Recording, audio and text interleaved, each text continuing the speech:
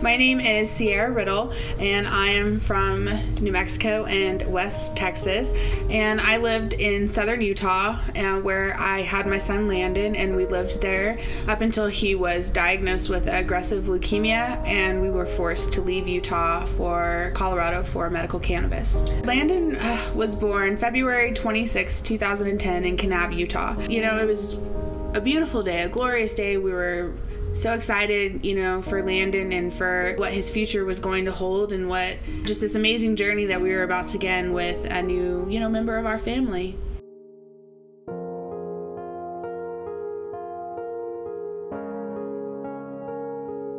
There was a team of 20 doctors, oncologists, and the like waiting for them. The leukemia was producing so fast in his bloodstream that it had started collecting in his chest cavity.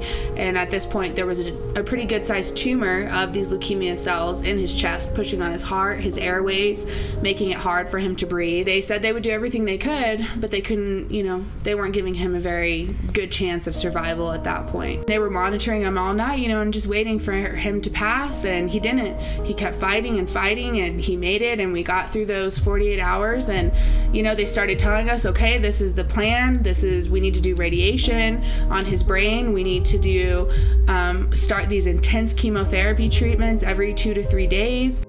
So we were holding Landon down forcefully, shoving this medication in his mouth, down his throat, trying to make him swallow it multiple times a day. And I'm not talking like a little tiny bit, mass volumes of these medications.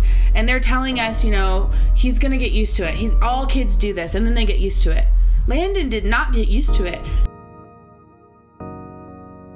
We were sitting in the in our little room there for chemo treatment, and they came in with the port access kit to access his port and start getting everything going. And when they came in and were getting ready to, you know, start everything, he jumped off of my lap and he ran to the corner, and he was cowering, and he had his hands over his head.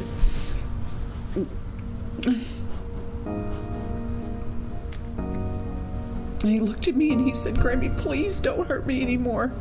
Please don't hurt me anymore."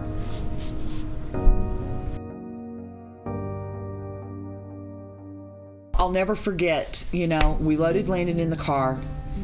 We brought him to Colorado.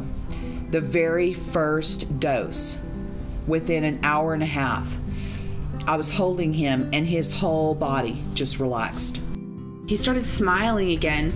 That was something that was huge for us. Landon hadn't cracked a smile or laughed or anything like that in a very long time. So to see that really made our decision for us, you know, that, okay, we know that this is making him better.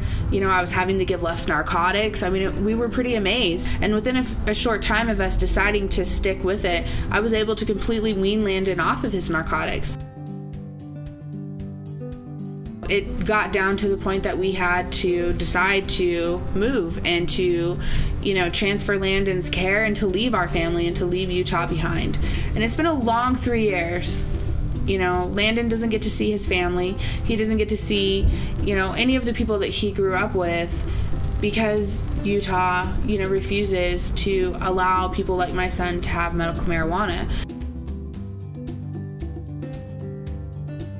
Utah. You can make a change this year.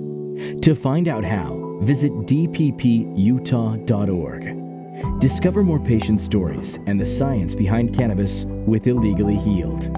2 words that don't belong together.